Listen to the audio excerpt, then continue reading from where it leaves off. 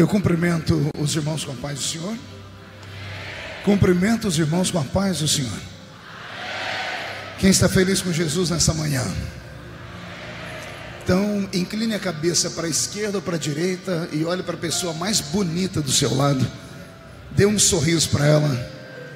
Diga para ela: que bom que você veio. Pergunte se ela é pentecostal. Então, se você é pentecostal, mostre que é pentecostal. É isso, esse é o barulho que encanta os gideões missionários da última hora. Por gentileza, eu gostaria de convidar todos para estarem de pé comigo nesse momento, para lermos dois trechos da santa palavra do Senhor. 35 anos de gideões missionários da última hora. Não são 35 dias, nem 35 semanas, são 35 anos. O pagamento só é eternidade, pastor Reuel. Só a eternidade. Que Deus lhe conserve com vida, com saúde, com inspiração. E eu acredito que Deus já lhe surpreendeu aqui nessa festa, né? O ginásio nessa manhã está mais cheio do que o ano passado. Eu espero que ele permaneça cheio assim. Ontem à noite nós ficamos aqui até virar o dia, todos os dias assim, e o povo de Deus tem sido abençoado. Parabéns. Isso é sinal de confirmação. Força! Não olhe para os Sambalates e Tobias da vida, porque eles não fazem nada. Quem ama o Senhor está aqui conosco nesta manhã. Amém, Gideões? Abra sua Bíblia comigo no livro do profeta Ageu. Livro do profeta Ageu, capítulo de número 2 e o versículo de número 9.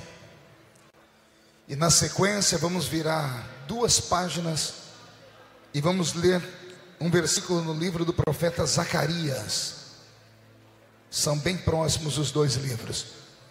Livro do profeta Ageu, capítulo de número 2, versículo de número 9. Quem encontrou, diga amém. Quem não encontrou, peça socorro. Ajude aí, socorre o irmão. Esses livros pequenos da Bíblia estão aí para isso, para deixar a gente completamente perdido na hora de procurar, né? Eu estava num culto dia desse, pastor Rebel, e pedi para os irmãos, vamos abrir a Bíblia no livro do profeta Ageu. Eu fiquei olhando uma irmãzinha que ela começou em Gênesis, veio até Apocalipse e deu meia volta. Aí ela colocou a Bíblia do lado assim, olhou para o lado, pegou a harpa cristã para ver se estava na harpa. Bom assembleiano dá um jeito em tudo, né? Mas está aí na Bíblia Sagrada. Livro do profeta Ageu, capítulo de número 2, versículo 9. Está escrito assim: a glória da segunda casa será maior do que a glória da primeira, diz o Senhor dos exércitos, e neste lugar darei a paz, diz o Senhor dos exércitos. Vou ler mais uma vez para empolgar o coração dos gideões que estão presentes e dos que ouvem pelo mundo afora. A glória desta última casa será maior do que a glória da primeira casa. Livro do profeta Zacarias, basta virar a página para frente 3 ou 4 páginas. Capítulo de número 9, versículo de número 12. Um dos versículos mais lindos da Bíblia Sagrada e que por poucos é conhecido. Capítulo 9, versículo 12 do livro do profeta Zacarias, está escrito assim: voltai à fortaleza, ó prisioneiros da esperança. Também hoje vos anuncio que vos recompensarei em dobro. Vou ler de novo: voltai à fortaleza, ó prisioneiros da esperança. Também hoje vos anuncio que vos recompensarei em dobro. Só quem acredita que Deus dá em dobro, dê um glória a Deus. Coloque a Bíblia no banco, na cadeira. Pede licença ao irmão do seu lado e pegue na mão dele, por gentileza. Pegue na mão do irmão ou da irmã que está do seu lado, com carinho e respeito. Feche os corredores, vá do outro lado, avance do lado do seu irmão. Se alguém porventura não quiser pegar na sua mão, chuta a canela dele. Diga: aqui é reunião de família, e família permanece unida. Aperte a mão da pessoa com carinho até ela falar aleluia. Você não apertou direito, aperte com vontade. Pentecostal que não faz barulho está com defeito de fabricação, não é? Vamos orar, igreja. Senhor meu Deus e meu Pai, Deus eterno, Pai da eternidade, Príncipe da paz, mais uma vez a sua igreja está reunida aqui neste lindo ambiente. Mais uma vez a igreja está reunida para adorar o nome que está acima de todo nome. Os seus filhos vieram em busca de um toque, de uma revelação, de uma palavra, de um milagre. E eles vão receber um toque, uma revelação, uma palavra e um milagre. Mas não antes de darem a Ti aquilo que pertence ao Senhor. Eles mandam glória para o céu e o céu reverbera mandando glória aqui para baixo. Enquanto nós oramos, ó Pai, que o céu se abra sobre nós. Que nesta manhã haja cura divina, batismo com o Espírito Santo, que haja salvação de almas. Que os gideonitas, ó Pai, unidos em uníssono, possam tocar as suas trombetas nesta manhã. E que o ecoar dessa trombeta toque a terra inteira. Faz o céu trovejar sobre nós esta manhã. Manda anjos de fogo descerem entre nós. Que estes anjos desçam trazendo brasas de fogo nas mãos. Comecem a esparramar estas brasas entre nós. E onde houver um crente cheio do Espírito Santo, pega ele nesta manhã, Senhor. É o que nós te pedimos nesta hora. Pai, fala conosco, fica conosco, em nome de Jesus Cristo, seu amado e eterno Filho. Fica conosco nesta manhã, agora e sempre. E toda a igreja diz amém. Os que podem, tomem o seu assento. Os que não podem, permaneçam de pé. Mas todos, vamos dar a Jesus uma linda salva de palmas, porque Ele é grande, porque Ele é maravilhoso. Graças a Deus. Os batizados com o Espírito Santo estão aqui? Então cadê as línguas estranhas? Cadê a manifestação da glória do Senhor? Cadê a alegria, a expansividade da nossa fé? Que maravilha. Vou pedir agora a vocês que me emprestem os seus ouvidos por alguns minutos. Eu prego o Evangelho de Jesus Cristo desde criança. Eu tinha 13 anos de idade quando agarrei um microfone como esse para pregar pela primeira vez. Hoje, com 44 anos, com cara de 50 e o corpinho de 60, só perco para o pastor Reuel, né? O Senhor Deus tem me abençoado e me dado força. Os cabelos vão ficando brancos, o corpo já não ajuda mais. Tem alguns irmãos que são desavisados, falam assim: ele não é mais o mesmo, não consegue mais dar aqueles golpes de karatê, né? Eu tentei um dia desse, travou a coluna. Hahaha, porque não é você, né? Eu não estou como pastor Napoleão não, 6.8 sem vazar óleo. Ele é militar, os militares têm uma cultura de exercício. Eu não, eu vim da roça, da Vila Tatu, apanhador de laranja, algodão, café e cortador de cana. Então o tempo vai passando e a gente vai amadurecendo, envelhecendo. O corpo não é mais o mesmo, mas o espírito é o mesmo. O espírito é o mesmo do menino lá da Vila Tatu, que desde criança pregando não consegue trazer na memória uma lembrança sequer de um culto que Jesus tenha faltado à reunião. Meia dúzia entenderam, eu vou tentar melhorar. Eu quis dizer que desde criança até hoje eu não me lembro de um culto que Jesus tenha sequer chegado atrasado à reunião.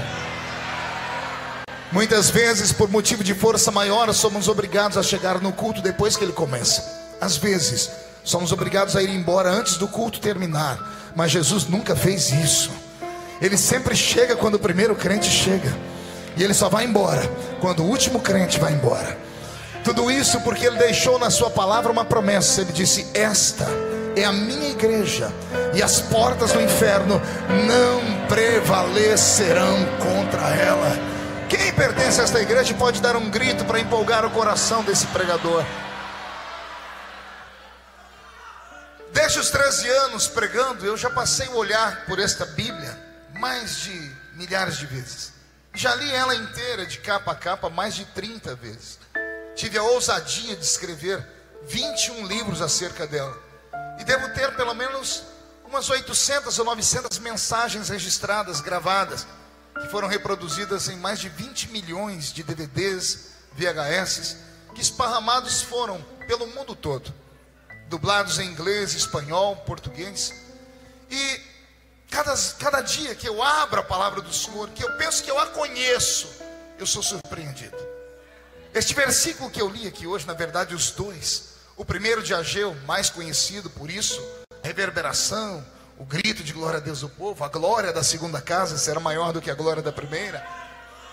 É lindo, mas o segundo versículo que eu li, esse me arrancou do chão. O profeta está dizendo que existe um grupo de pessoas que servem a Deus, que são prisioneiros. E eu, que sempre preguei contra a prisão, peguei até uma carona no que disse o velho profeta, ou o velho salmista, quando disse assim: ó Deus, tira a minha alma da prisão, porque prisão não é um lugar bom de se ficar. Vamos caminhar pelo Novo Testamento e vamos ver homens presos e os anjos entrando nas cadeias, arrebentando os grilhões, porque prisão não é lugar de homem ficar. Mas não é que eu encontrei um versículo na Bíblia, que um homem tomado pelo Espírito, emocionado, disse: Deus, existe um grupo que tem que permanecer preso. Tem um grupo que não pode sair desta prisão, tem que estar acorrentados a esta prisão. Porque não é uma prisão ruim, é uma prisão boa, é uma prisão emocionante. E ele diz aqui: ó prisioneiros da esperança. A minha barba se arrepiou inteira. Eu vou repetir, ó o que ele diz: ó vós, prisioneiros da esperança. Eu vos anuncio que hoje, diz o Senhor, vou dar a vocês em dobro tudo que vocês perderam na sua existência. Mas só há uma maneira disso acontecer: voltem à fortaleza, voltem para debaixo das asas do Onipotente, voltem para o princípio, para o primeiro amor, para o caminho que vos chamou, voltem para os braços do Deus eterno que se revelou a vocês no início, voltem para aquela paixão do primeiro encontro, voltem para aqueles locais onde você já não visita mais, volte para as madrugadas de oração, volte para as vigílias, volte para os cultos de consagração, volte para aquela velha igrejinha coberta de sapé, vá visitar aqueles profetas do alto das vilas, dos morros, volte a pegar a velha Bíblia Sagrada e não olhar ela como se fosse o dono de todo o conhecimento. Volte a ter paixão, volte a acreditar que aquele que fez promessas não é homem para mentir, não é filho do homem para se arrepender. Volte a crer que aquelas velhas profecias, e quando digo velhas profecias, falo daquelas que a sua mente já não consegue captá-las mais, daquelas que inconscientemente são a razão de você permanecer de pé, são a razão de você ainda se arrastar e vir para um culto como esse. Você pode não ter mais o mesmo fervor de antes, você pode não falar mais em línguas, dançar, pular, gritar como antes, mas você ainda não perdeu por completo a sensibilidade. Se você tivesse perdido por completo, você não estaria aqui, estaria ali do lado, nas praias de Balneário Camboriú, tomando um belo sol, tomando uma água de coco, mergulhando nas águas, meditando na paisagem, contemplando o belo. Não, mas tem alguma coisa que te trazendo para esses lugares, ainda te faz acorda de manhã. Vamos para aquele ginásio, vamos ouvir Deus falar. Tem uma voz uníssona gritando no seu ouvido, dizendo assim: eu ainda tenho coisas na sua vida que não se realizaram. E não importa se o seu corpo está envelhecendo, se os seus cabelos estão brancos, se os seus dentes estão amarelados, se as doenças que procuram os velhinhos já te encontraram, como artrite, artrose, osteoporose, reumatismo, não me importa. O que me importa é que se você tem uma promessa de Deus, você está aprisionado a ela, e você não sai desta terra enquanto tais promessas não se cumprirem. Eu queria que você murchasse a barriga agora, estufasse o peito e olhasse para esse gideonita do seu lado e fizesse a seguinte pergunta para ele: você tem promessas? Não, fale com vontade, diga: você tem promessas? Diga a ele: porque eu tenho. Não diga com mais força, diga: porque eu tenho. E só quem tem promessa, então, não dê um grito agora, não, dê um berro de glória a Deus nesse lugar. Robson, mude a música para mim. Eu não tenho tempo para falar tudo o que aconteceu para chegarmos neste versículo, mas eu não tenho como fazer o que tem que fazer daqui a pouco, quando essas cortinas se abrirem, sem antes preparar o coração do povo. Aí as pessoas falam assim: pastor, por que quando o senhor pede as pessoas dão? Aí eu explico: porque o conhecimento vem pelo ouvir. Se você não gasta um tempo explicando, as pessoas não acreditam, não tem como fazer.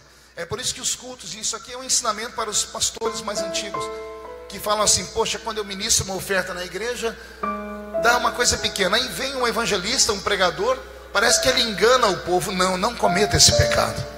É que nós ensinamos. Quando você ensina, você convence. Quem aprende é abençoado. Então, quando eu abro a Bíblia aqui no livro do profeta Ageu e no livro do profeta Zacarias, e fiz questão de ler os dois, ambos são profetas pós-cativeiro de Babilônia. Quando eu falo essas palavras, eu sei que alguns ficam meio perdidos, porque a nossa geração não é mais dada à cultura bíblica, à escola bíblica dominical, aos ensinamentos. Vivemos uma geração diferente. Eu falei isso aqui ontem à noite. Às vezes eu vejo os nossos velhos pais pregando aqui, alguns chegam a ficar desesperados, falam assim: nossa, a igreja parece que não está aceitando o que eu estou pregando. Não, não é isso, é que a geração mudou, as pessoas mudaram, o temperamento mudou, a simplicidade abriu espaço para o conhecimento, e o conhecimento multiplicado acaba esfriando o coração. É o que está escrito na palavra, mas a unção do Senhor permanece. Quando eu vejo Zacarias e Ageu profetizarem, eu sou obrigado a me reportar nos velhos anos, quando Deus havia vocacionado Israel e dito a eles em profecia, não para a nação inteira, mas para o pai da nação, para Abraão, aquele que estava aprisionado lá em Ur dos Caldeus. Aprisionado, na verdade, é uma força de expressão. Aquele que morava em Ur dos Caldeus junto à sua família, aquele que ficava ao lado do seu velho pai Terá. E Terá, segundo a Bíblia Sagrada, ou Tera, não sei como você aplica a fonética no nome dele, era um fazedor de ídolos. Eu disse que era o quê? Não ouvi? O que é isso, pastor? O pai de Abraão, ou de Abraão, era um homem que tinha tanto temor aos ídolos, aos deuses, que ele fabricava ídolos com suas próprias mãos, dava para os amigos. Criou-se então um comércio e ele começou a vender os ídolos. A tradição dos judeus diz que Abraão, quando criança, estava passando por uma das prateleiras do pai. E toda criança tem os olhos na ponta do dedo, já percebeu? A criança fala assim: deixa eu ver isso, ver com os olhos, mas ela quer ver tocando. E o velho, ou o jovem Abraão, foi tocar uma das imagens do pai, Reuel, e derrubou e quebrou o ídolo. Ao quebrar o ídolo, ficou morrendo de medo de Deus pesar a mão sobre ele, ou os deuses pesarem a mão sobre ele, e ele se escondeu. E o velho pai, quando viu a criança desesperada, perguntou o que aconteceu. Ele disse: papai, vou morrer. Por que, meu filho? Porque eu quebrei um deus. E o pai dele abriu um sorriso dizendo: não, meu filho, eu faço outro. E mostrou para ele, pegou aquele barro que estava ainda amolecido, molhou e refez um ídolo e colocou para secar. E a mente do Abrão criança começou a divagar e pensar: calma aí, se eu quebrei um Deus e não morri, se eu quebrei um Deus e meu pai não me matou, se eu quebrei um Deus e o meu pai, que é homem, foi e fez outro, é porque esse Deus não é de verdade. É porque esse Deus tem olhos e não vê, tem ouvidos e não ouve, tem pés e não caminha, tem mãos e não toca, tem boca e não fala. Deve ter um Deus maior do que esse. Abraão sempre foi um homem curioso, e com o passar do tempo, não é que ele encontrou Deus? Ou será que Deus encontrou ele? Não sei dizer quem encontrou quem. Eu sei que um pegou na mão do outro, e ambos saíram da Mesopotâmia em rumo à terra prometida. E Deus fez a esse homem uma promessa: em ti serão benditas todas as famílias da terra. Você não será mais Abrão, você será Abraão, pai de uma grande nação. Ao fazer Deus esta promessa a Abraão, e Abraão se apega a ela, Abraão, que era casado com uma mulher extremamente linda, porém estéril, a nossa irmã Sarai, que mais tarde vai ser transformada em Sara, fica Abraão desposado com ela depois da promessa, 25 anos. Quantos anos? Agora Abraão tem 100 anos de idade, está andando pelo deserto, lá em Gênesis 15, 16, 17 até o 20. Você vai ver Abraão andando pelo deserto, e ele sente uma nuvem que se aproxima sobre ele. Ele para, olha para a nuvem e cai de joelhos, porque a nuvem não era só uma nuvem, era uma carruagem. Era Deus que estava em cima da nuvem. E Deus abriu a boca e começou a falar com o velho Abraão: Abraão, dentro de um tempo, Sara, tua mulher, dará luz a um filho. A minha Bíblia diz que ao invés de Abraão dar gritos de glória a Deus e aleluias, Abraão teve uma crise de riso. Pode imaginar um velho de 100 anos tendo uma crise de riso? Deus veio em cima de Abraão, Abraão caiu de joelhos e o Senhor disse assim: Abraão, dentro de um tempo, Sara, tua mulher, dará luz a um filho. Deus esperava isso, mas Deus não ouviu isso. Deus, esperando o grito de glória a Deus, de repente escutou uma gargalhada. Deus abriu a nuvem e disse assim: alô, o que está acontecendo que você está rindo? Imagina Abraão falando: papai, desculpa, mas a gente é amigo há 25 anos, fizemos boda de prata, não precisa mais me enganar ou tentar criar em mim uma fé ou uma esperança falsa. O que você está falando, Abraão? Senhor, posso ficar em pé? Claro. Dá uma olhadinha na criatura. 100 anos. Artrite, artrose, osteoporose, reumatismo, catarata, cegueira, flacidez, impotência. E o senhor acha que eu estou ruim? Vai lá na minha casa e olha a minha namorada. Senhor, pergunta para mim, qual a idade da sua namorada, Abraão? Qual a idade da sua namorada, Abraão? 90. Glória, porque nem a sua. Senhor, a minha mulher não pode mais dar à luz. Cessou. O útero dela secou. Não há mais nela estrogênio, como falta em mim testosterona. Não precisa me enganar mais. Aí Deus olha Abraão e diz assim: Abraão, você não acredita que eu sou Deus? Acredito. Então me dê um sacrifício. Não há milagre sem sacrifício. Vou repetir: não há surpresa sem entrega. Vir para o culto, cruzar os braços e ficar mascando essa desgraça desse chiclete, esperando o céu abrir, não funciona. Aqui é o único lugar do mundo que funciona quem grita mais. Quem grita mais, quem chama atenção, quem pede, quem bate o pé no chão, quem rola, quem... Você tem que chamar atenção. Vou repetir: tem que chamar atenção.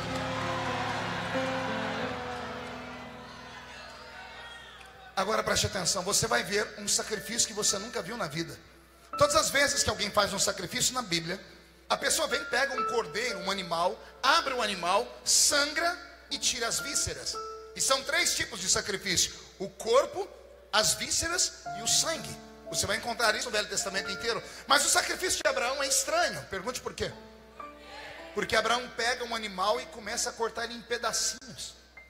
Ele pega um pedacinho, vem andando, é um velhinho de 100 anos, e põe em cima do altar. Aí ele volta, corta mais um pedacinho e vem e põe no altar. Aí ele volta, corta mais um pedacinho e volta no altar. Demorou tanto o sacrifício que a Bíblia diz que os urubus, as aves de rapina, começaram a voar em cima do sacrifício de Abraão. Não existe outro texto da Bíblia que diz isso. Um urubu só vai se aproximar de uma carne quando ela está em estado de putrefação, quando passou do ponto, quando ela está apodrecendo. O sacrifício de Abraão, pastor Reuel, demorou tanto que a carne entrou em estado de putrefação e os urubus começaram a voar em cima da carniça. E a Bíblia diz que Abraão teve que se dividir entre sacrificar e enxotar as aves de rapina, mandar elas embora. Agora veja só, não é um jovem, é um velho de quantos anos? Olha o que acontece. Aí o crente espiritualiza, até fala em línguas, porque a Bíblia diz que tendo Abraão dado o sacrifício, depois de ofertar e tirar os urubus de cima dele, Abraão olhou para um canto e viu um vento passar. Quando ele acompanhou o vento, ele olhou do outro lado, diz a Bíblia, e veio uma coluna de fogo. Ó, não falei que o crente se empolga? Só que, ei, preste atenção, alguém já viu o vento?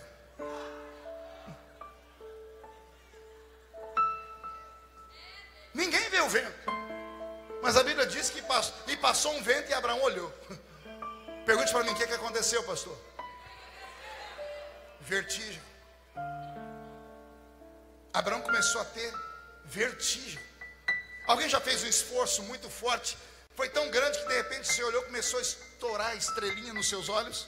Quem já viu estrelas? Não aquelas lá, quando você está muito cansado. Por quê? Porque o organismo não reage. Faltou em Abraão glicose.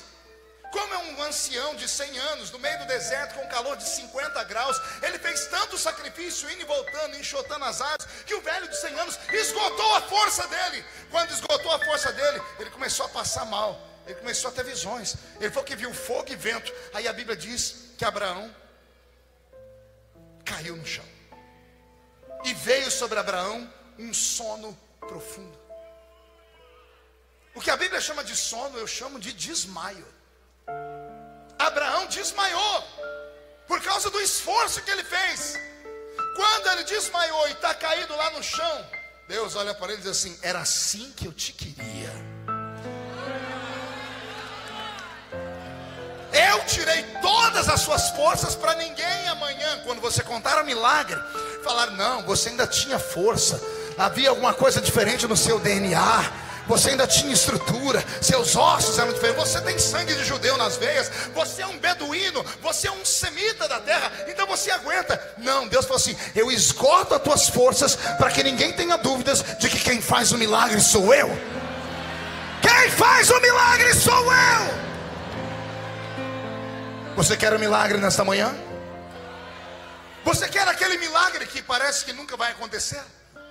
Aquele que já dissipou, desapareceu da sua vida, porque você disse: não, é impossível, olha a minha idade. É impossível, é Deus mentir. Vou repetir: impossível é Deus mentir. Se Ele falou que você vai ser, é porque você vai ser. Se Ele falou que você vai chegar, é porque você vai chegar. Agora, Deus só vai fazer se você acreditar. Ficar me olhando com esse olho estufado, parecendo olho de coruja, não faz o céu se rasgar. Aqui não é lugar para girafas. Pastor, o que é girafa? É aquele animal que só come coisas aqui em cima. Aqui é lugar para ovelhas, que quando quer comer, tem que agachar e colocar a boca aqui no gramado, aqui embaixo. Ontem, quando terminamos o culto aqui, eu fui para o hotel, e lá no hotel fomos jantar, já era tarde. Aí eu tive um debate com alguns irmãos ali, intelectuais, ricos, importantes, e eles falaram comigo até às 3 e pouco da manhã sobre política. Quando terminou tudo, um me chamou num canto e falou: pastor, o senhor precisa orar por mim. Eu disse: por quê? Porque eu estava congregando com um pastor que é um dos homens mais inteligentes do Brasil, que pregou tanto, ele dá tanto ensinamento, que isso me fez mal. Eu não consigo ficar firme em igreja nenhuma. Eu falei: por quê? Porque eu chego nessas igrejinhas e vem aquela comidinha rasa. Eu saio no meio do culto, porque eu sou acostumado a comer coisas grandes. Aí eu olhei para ele e contei a seguinte história. Alguns anos atrás, eu sou pastor de igreja também, não sei se vocês sabiam. Há 8 anos tem o nosso ministério. E eu vou à igreja 1 vez, 2 vezes por mês, porque eu viajo muito e ainda parlamento em Brasília. E ele chegou e me disse: pastor, eu estou saindo do seu ministério. Eu disse: por quê? Não, porque eu acho que, olha, aqui está muito rasa a comida. Eu falei: por quê? Nesses últimos 4 ou 5 anos que eu te vi pregar, eu devo ter memorizado só umas 2, 3 pregações. O resto, pastor, eu nem lembro. Aí eu olhei para ele e disse assim: pois bem, nesses últimos 5, 6 anos eu também devo ter ido nos 3 ou 4 restaurantes que me marcaram, porque foram fora do Brasil. Mas se eu dependesse da comida dos restaurantes, eu estava morto. Eu disse para ele: o que me sustenta é o arroz com feijão todo dia. Caiu a ficha aí ou não? Eu falei para ele: o que está faltando para você é voltar a comer arroz e feijão. Aquela comidinha simples, mas é aquela comida que te dá sustância. Para de ir nesses restaurantes. Tem pessoas que falam: não, eu quero que o culto da minha igreja seja igual ao dos Gideões. Não dá. Esse culto que você come aqui é 1 vez por ano. Se você comer 2 vezes por ano, já começa a empanturrar. Por quê? Porque isso aqui é comida para caminhar o ano inteiro. Se você comer isso aqui todo dia, você morre. Você morre, você não dá conta, o seu organismo não consegue absorver. Então o que te sustenta é o simples. Abraão, quando estava lá no chão caído, Deus venceu ele, e quando ele acordou naquela noite, é uma história tão linda que eu amo contá-la, está na tradição dos hebreus. Abraão acordou de madrugada, correu para a casa dele. Quando chegou em casa, o medo de Sara, porque Sara era muito brava, você já leu a história dela. Quando ele entrou dentro da tenda, a tenda iluminada por um menorá, ele foi na ponta do pé para não acordar a velha dele. Quando ele foi tirar a coberta para deitar do lado dela, o susto, ela deu um grito e falou: saia da minha tenda. E quando ele olhou a mulher, ele disse assim: saia você da minha tenda. E ela: o meu marido é Abraão. E ele diz: a minha mulher é Sara. Meu marido está chegando aí. Ele diz: eu não sei cadê minha mulher, mas ela já vai chegar aqui também. Sai, porque vai dar uma confusão. E ela diz: mas eu sou Sara. E ele diz: mas eu sou Abraão. A tradição dos hebreus conta essa história de romance. A tradição diz que Abraão pediu licença, ela: com licença, pegou a coberta. Quando levantou, Sara. E ela: Abraão. Ele se ajeitou e disse: minha filha, eu te deixei em casa com 90 anos e você saiu daqui com 100. Mas agora você tem cara de 18 e você tem cara de 25. O que foi que aconteceu, Abraão? Eu estava no meio do deserto, aprisionado à esperança, acorrentado à promessa. Quando Deus que fez promessa me visitou. E se você acha que eu estou mentindo, leia depois o capítulo 15, 16, 17, que é onde acontece esse milagre. Leia o capítulo 20 do Gênesis. Você vai ver que a história ficou tão boa, que Abraão saiu de lua de mel com Sara. Quando ele estava chegando perto do Egito, deve ter ido para um hotel à beira do rio Nilo, ele olhou para a mulher dele e disse assim: filha, deixa eu te fazer um pedido. Se alguém perguntar o que você é minha, diz que você é minha. Não ouvi? Por quê? E ele explicou: há de ser que alguém vai te ver e vai querer te tomar de mim. Vão te cobiçar, porque você é muito linda. Ei, alô, quem é que vai cobiçar uma mulher de 90 anos? Que não pode dar mais à luz a filho nenhum. Só se for um asilo ou um museu. O meu Deus fez um milagre que a ciência não dá conta de fazer. Para cumprir a promessa, ele quebrou leis. Para cumprir a promessa dele, ele rejuvenesceu, regenerou, reestruturou as células, as moléculas de Abraão, só para que nascesse Isaac. O Deus que eu sirvo nesta manhã pode fazer algo semelhante na sua vida, mas é claro, só se você der aquele grito de glória a Deus que assusta todo mundo.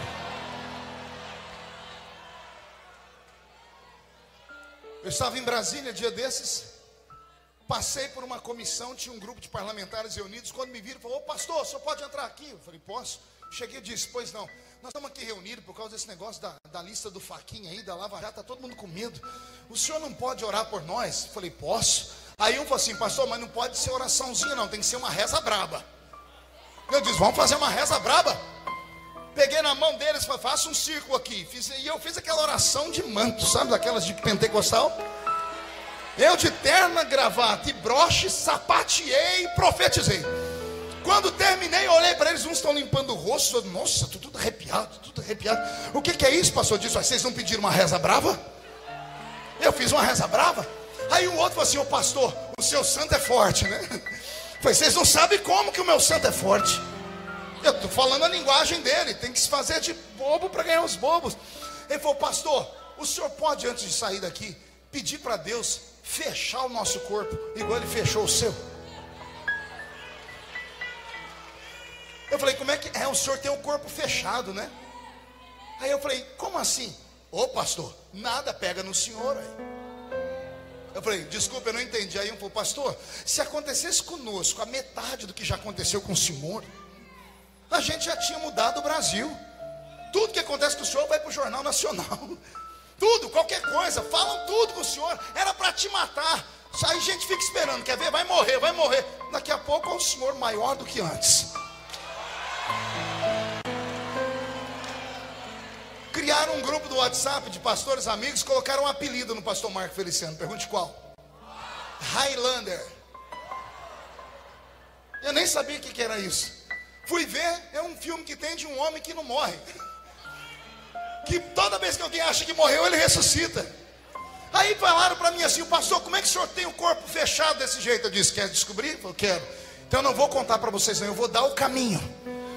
Na cidade de vocês tem aquelas igrejinhas pequenas, aquela que quando entra aquele povo tudo simples, de chinela havaiana no pé, aquela Bíblia toda rasgadinha, aquelas mulheres com coque. Tem, pastor, entra lá dentro. E o que a gente faz? Nada, só entra e senta. Por quê, pastor? Porque você vai ver como é que Deus fecha o seu corpo. Daqui a pouco vai levantar uma daquelas e vai botar a mão na sua cabeça e vai falar: meu filho, eu te trouxe aqui para te dizer que ninguém toca em um fio de cabelo da sua cabeça.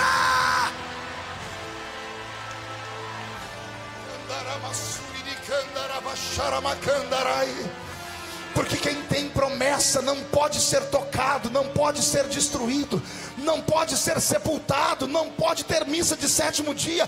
Eu não quero você mais com esta cara fechada, parecendo que foi batizado num pote de vinagre. Eu não estou pregando para os normais ainda estão dormindo em casa. Eu estou pregando para quem tem promessas, e quem tem promessa reage. Pastor Reuel, eu ficaria triste, pensativo e escandalizado se após o passamento do seu pai o senhor estivesse em paz. Eu ficaria preocupado se ninguém falasse nada do senhor, se não jogasse pedra, se não tivesse luta na internet, se não tivesse esses crentes que têm a língua maior que a minha gravata. Eu ficaria preocupado, porque o diabo só toca e atormenta aqueles que representam perigo para ele. Quantas profecias o senhor ouviu? Quantas? Quantas? Quantas profecias eu ouvi aqui nessa tribuna? Quando o pastor Luiz Antônio catou a minha mão por 2 vezes, caminhou aqui e disse: contra ele não tem bombas, tem mísseis. Lembram disso? Alguém lembra disso? Existem mísseis apontados para ele. Aí ele catou a minha mão, começou a rir e falou assim: mas não adianta, Deus vai fazer com ele o que não fez com nenhum de nós. Deixa eu te dizer uma coisa: quando Deus tem uma promessa na vida de alguém, a primeira coisa que Ele faz é promover na vida da pessoa uma luta que parece ser o fim, a destruição, a angústia, a ânsia pela morte, a vontade de cair dentro de um buraco e se trancar lá dentro. Quando ouvimos o profeta gritar: a glória da segunda casa será maior do que a glória da primeira, a gente grita e reage, sim ou não? Mas você conhece a história? A casa que foi destruída era o templo de Salomão. Toneladas de ouro, pedras preciosas, 7 anos de construção, Marinha. O templo que Salomão construiu é imbatível. Agora vieram os babilônicos, destruíram Israel, queimaram Jerusalém, destruíram as muralhas, queimaram o templo, levaram a arca da aliança embora, desapareceram com tudo. Aí vem Deus e diz aos cativos em Babilônia: eu sou o Deus que abre o cativeiro e põe lá dentro. E sou o Deus que no tempo certo abre o cativeiro e te tiro lá de dentro. Deixa eu te dizer, o cativeiro que você está não é para a sua morte. Vou repetir, a luta que você enfrenta agora não é para a sua destruição. É a forma que Deus encontrou para te curar, para te fazer forte. Minha mãe me dizia assim: aquilo que não mata engorda. É isso que está acontecendo com você. Você não vai morrer. Ei, vou falar de novo: você não vai morrer. Não vai morrer. Pode vir Zé Pilintra, Zé Pilantra, Exu Caveira, Tranca Rua, Preto Velho. Pode vir ministério, pode vir convenção, pode vir político, pode vir polícia, pode vir Polícia Federal, Ministério Público. Se Deus te fez uma promessa, você está aprisionado nela.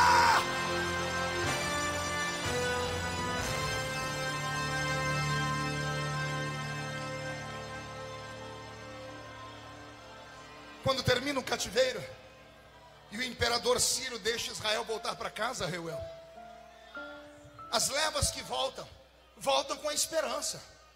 A glória dessa segunda casa será maior do que a glória da primeira. E eles começam a reconstruir o templo. Só que no meio do caminho eles desistem. Pergunte por quê? Não tinha ouro, não tinha prata, As paredes revestidas de ouro, eles começam a betumar com reboque. Eles começam a olhar e começam a dizer: o profeta mentiu. A gente esperava que a glória dessa segunda casa fosse maior, mas não parece nada com aquilo que era de antigamente. Não tem ouro, não tem pedra preciosa, não tem nada. Quem olha diz: aí já foi grande, agora não é nada.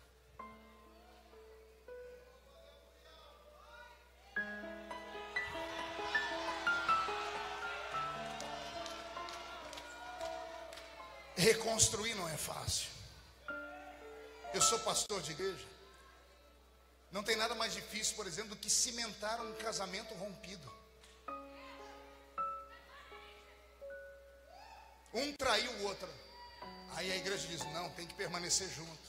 Aí os dois amam a Bíblia e dizem assim: pastor, ora por nós que eu perdoo a minha mulher. E a mulher dizia: eu perdoo o meu marido. Você ora, eles falam em línguas, e alguém diz assim: pronto, cimentou o casamento. Aí quando eles vão para casa e se trancam no quarto, a mente do traído é traída. O diabo vem e diz: vai dormir com essa mulher, outro homem tocou nela. E a mulher diz: vai dormir com esse homem. O diabo diz: porque outra mulher tocou nele. E o que foi bonito na igreja, alguém diz: a glória da segunda casa será maior do que a glória da primeira. É uma luta, é um sofrimento, é uma dor. Como é que um pastor, um obreiro que tomba no meio do caminho, ao se reerguer, a glória da segunda casa será maior do que a glória da primeira? Quando a Bíblia diz que o vaso tem que ser quebrado, ela diz aonde? O vaso tem que ser quebrado na mão do oleiro. Pergunte por quê? Porque enquanto o oleiro está fazendo, o barro está mole. Quebrou, o oleiro amassa e faz de novo. Mas depois que o vaso ficou pronto e foi para o forno, quando ele queimou e endureceu, o vaso não pode quebrar mais.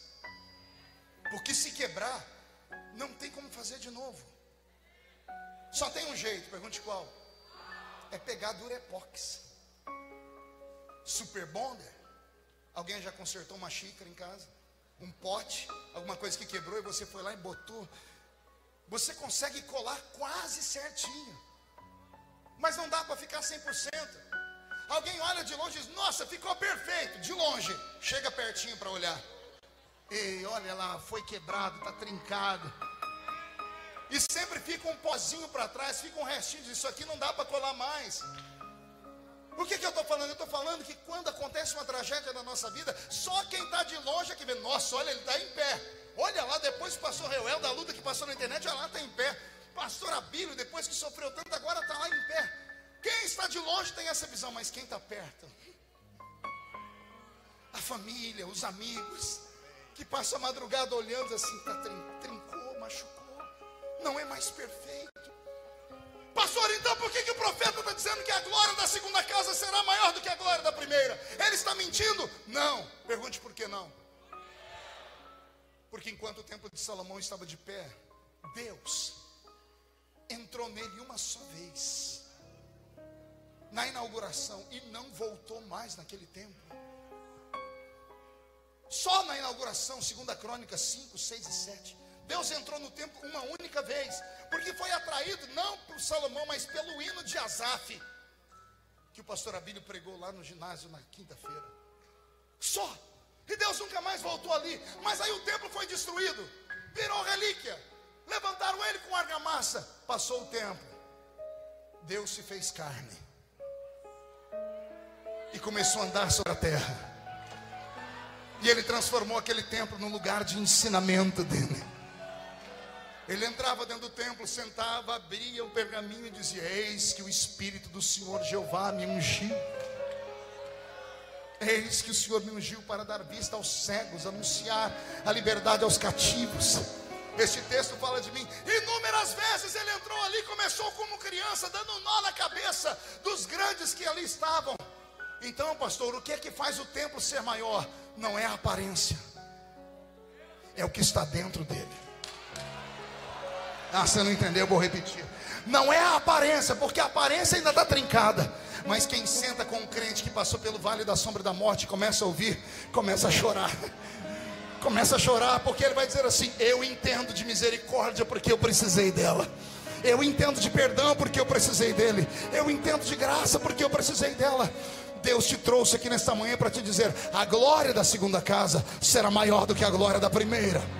Por quê, pastor? Você pode não voltar a ser belo como antes, pode não voltar a navegar nos mares como antes, mas se alguém sentar com você, vai ver fluir de dentro de você fé, esperança, alegria, promessas, e você será então um ajudador do reino. Alguém compreende o que eu estou dizendo? Então levante a mão direita para o céu comigo, faz um carinho nas costas do irmão que está do seu lado, diga para ele: aguenta. Não grita, diga: aguenta. Porque você é prisioneiro da esperança. O que nos faz permanecer aqui não é a voz rouca do pregador. O que nos faz permanecer nessa linda festa há 35 anos não são as grandes mensagens. É a unção que foi dada a esse ambiente. É a paixão e a oração de 1.400 famílias que durante o ano inteiro se lembram de você. Nós lembramos deles uma vez por ano. As 1.400 famílias que os Gideões sustentam lembram de você todos os dias. Oram para que você tenha força, tenha condições de fazer a sua caravana, de juntar as moedinhas, os cofres, para vir para cá uma vez por ano e colocar no altar o sustento para a comida deles, para a roupa deles, para o remédio dos meninos. Eles oram por você o ano inteiro, porque também estão aprisionados à esperança, aprisionados na fé de que Deus não vai deixar faltar, de que Deus vai levantar alguém. E esse ano Deus escolheu você. Não, você não entendeu, vou repetir: esse ano Deus escolheu você. Se você tem esperança, se você acredita, e a esperança me reflete ao Salmo 40, esperei com paciência no Senhor. E o Salmo 40 me manda lá para o Salmo 70, aos gritos: estou esperando há tanto tempo, e hoje eu queria te fazer um pedido, Deus: apressa-te, apressa-te em me socorrer. Aí o Salmo 70 me manda para a história de Abraão, e diz assim: quero milagre que há muito tempo eu não dou, me dê um sacrifício que você nunca me deu. Move o céu, Abraão. Outros deram milhares de sacrifícios. Abraão deu um sacrifício que ele teve que cortar em pedaços, e Deus deu a ele o milagre. Eu queria que nesta manhã você tocasse o coração de Deus, porque o milagre está para acontecer. Isaac vai nascer, Sara vai engravidar, e você vai ser pai de uma nação. Aliás, eu estou ouvindo barulhos, pergunte do quê? De asas. Pergunte de quem? Dos anjos. Estão começando a descer com sementes. Os homens criaram uma cultura de que quando uma mulher estava grávida, vinha uma cegonha trazer o bebê. Nesse caso, no nosso caso, não é cegonha, são anjos. Esse lugar vai ser transformado nesta manhã em uma maternidade, onde aqueles que são prisioneiros da esperança, estão estéreis, vão engravidar de um milagre, e o milagre vai explodir sobre a vida deles. Quem acredita nisso? Fique de pé, por gentileza. Pegue na mão dessa pessoa que está do seu lado. Segure ela pela mão, aperte a mão dela, mas com força. Não, solte a mão, pegue pelo braço. Traz a pessoa perto.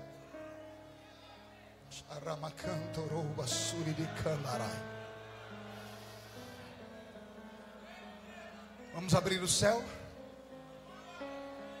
Vamos gritar. Vamos pedir. Traz o irmão perto, diga assim: eu estou aprisionado, estou acorrentado na minha esperança.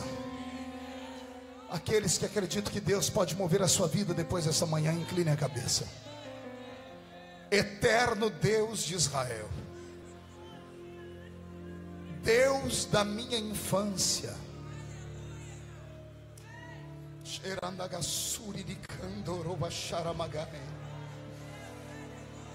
Deus que fala, que falou e que vai falar. Olhe para este ginásio e para todas as pessoas que estão ouvindo pelo rádio, pela internet, pela TV, porque nós vamos começar, ó Pai, uma batalha nesta manhã missionária. Nós queremos nesta manhã que os prisioneiros da esperança tenham coragem de sair da sua zona de conforto, que tenham coragem de romper em fé, que tenham coragem de partir para o sacrifício, porque nós vamos tocar o seu coração nesta manhã, meu Deus. Mas antes disso, eu queria um sinal da sua presença neste lugar. A esta pessoa que precisa da reconstrução do casamento, da salvação dos filhos, que a empresa dê um salto, que o ministério prospere, que a glória da segunda casa seja maior do que a da primeira, que o Senhor ative dentro deles a fé, ative dentro deles a fé. Os que são batizados com o Espírito Santo, ó Pai, que me deem oração de línguas estranhas nesta manhã. Pai, faz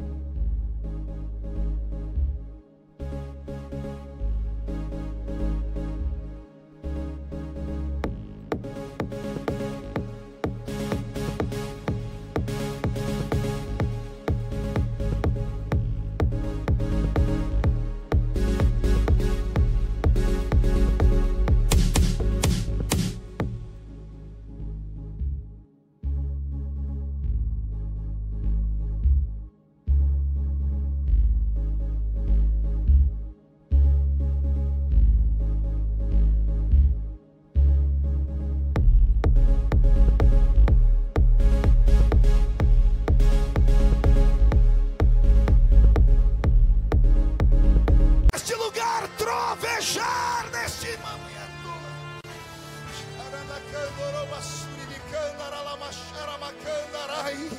As promessas vão se cumprir. Nós vamos, ó Deus, mover os céus e a terra para que o grande milagre aconteça em nome de Jesus. E quem crê, diga: eu creio. Solte o braço, seu irmão, levante as duas mãos para cima e chacoalhe as duas. Se alguém puder fazer uma tomada desta cena, chacoalhe as duas mãos. É assim que nós estamos. Estamos aqui com as mãos abertas, esperando que Deus venha enchê-la, venha encher as nossas mãos. Estamos sacudindo porque acreditamos que Deus é vivo e Deus enxerga a nossa mão. Agora, Pai, coloque nessas mãos uma brasa de fogo tirada do seu altar. E eu quero que todo gideonita profeta estenda as mãos sobre alguém do seu lado e toque sobre a pessoa e diga para ele: a esperança não vai morrer. Toque, toque, toque, alguém toque, diga: a esperança não vai morrer. Voice faint and slow, disconnected hearts we own, futures carved in pixel clones. Feels so wrong but feels so right, in the haze of darkest nights, journeys through the endless bleed, in this wireframe we are free.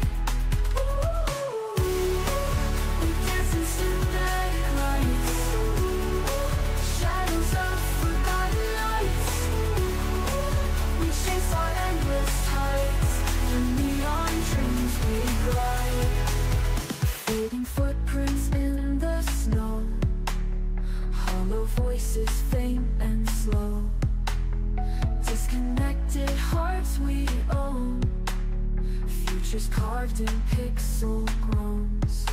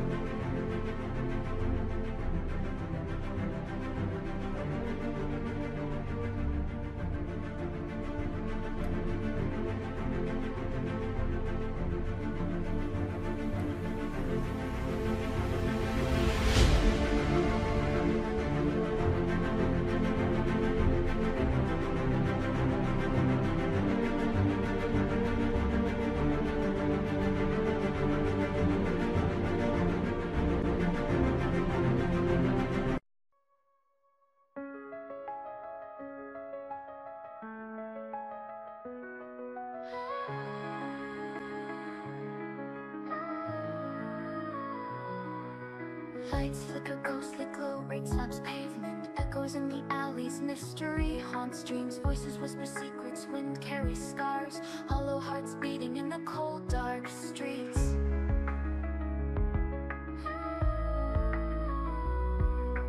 Blindfold tight, grasp for sense, feeling lost. Walls closing in, trapped, no way out here. Faint lullabies clash, broken promises.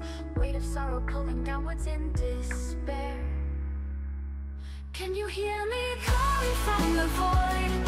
Heartbeats synchronized like clockwork shattered. Phantom echoes bouncing back into the black. Haunted melodies, no escape from the track.